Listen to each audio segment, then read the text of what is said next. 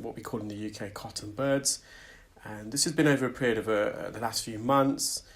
A couple of weeks ago their symptoms exacerbated and they went online looking for some remedies, and they tried some different types of oils and I think also hydrogen peroxide drops from over the counter at the pharmacy, but to no avail. And in fact, if anything, their symptoms exacerbated because the oils had been absorbed by the wax plug and expanded and swollen.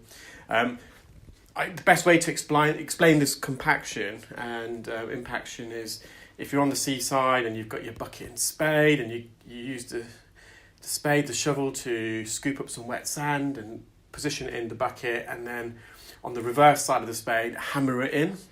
That's how impacted this wax is. This is the left in. It's incredible how much wax I ended up removing, because the wax is actually impacted past the second bend. Therefore, approximately the ear canal length from the second bend to the eardrum is around, I would say, around 1 centimetre. And the amount of wax I removed, because it was impacted, it was the equivalent of removing wax from a non-impacted ear from the entrance all the way to the eardrum. I had to put some olive oil drops in, and I actually performed the procedure whilst the drops was in situ. When I first started putting drops in the ear, I used to put the drops in, let the drops penetrate for a few minutes before getting the patient to tilt the head in the opposite direction so I can drain it and then go back in.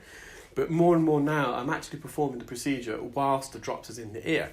Makes it a bit more difficult. So the patient's head's tilted over to one side, and I actually stand up when I do this now, so I can look directly into the ear.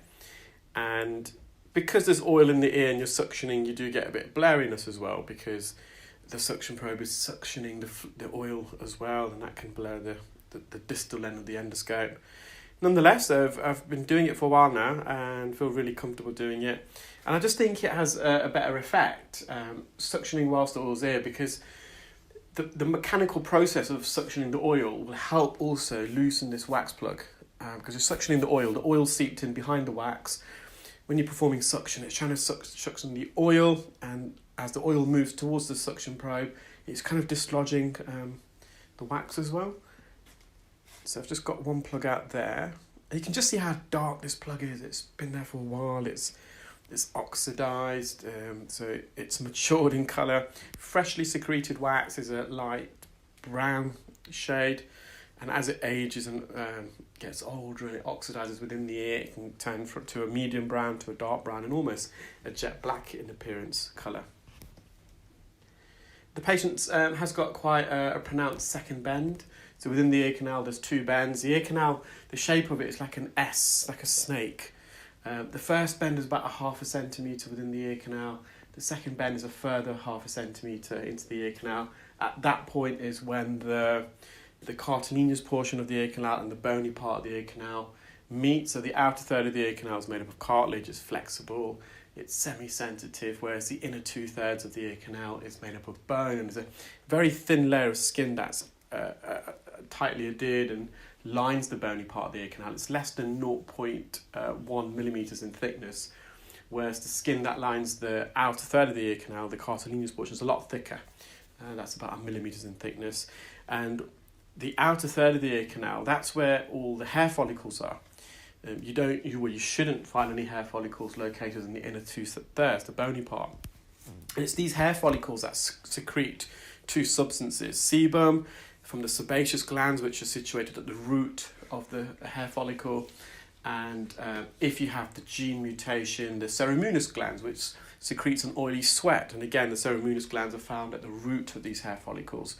And the sweat, if you have that, and this fatty oily substance called sebum, it's the same secretion we have on our scalp, mixes with dead skin within the ear canal, and it amalgamates, and that's the recipe for earwax.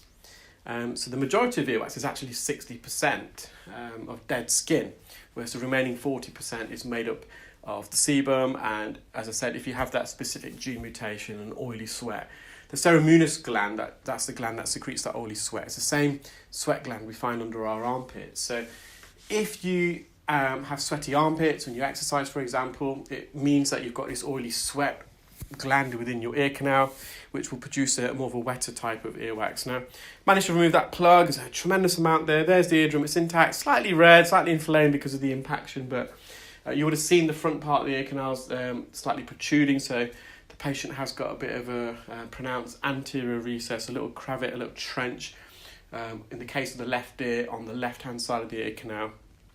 This is the right ear.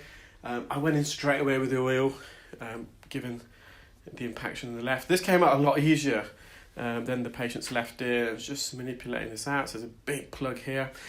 I think the patient had been using a bit more drops in this ear in the first instance, because when I go back in now, the wax is a bit more wet and slushy. It's probably the best way of describing it. And similarly, once I remove this wax plug from this patient's ear, you'll see the front part of the ear canal. There is a bony protrusion, so the anterior canal wall, which is the front part of the ear canal. So in the case of the right ear, it's the right-hand side of the ear canal. The bone just protrudes outwards and it goes back in again, which creates a recess, a little pocket, a little trench, if you like, a cravit, whatever you wish to call it. And when you use cotton buds especially, you can impact wax in that little trench. It's hard to sometimes remove and dislodge.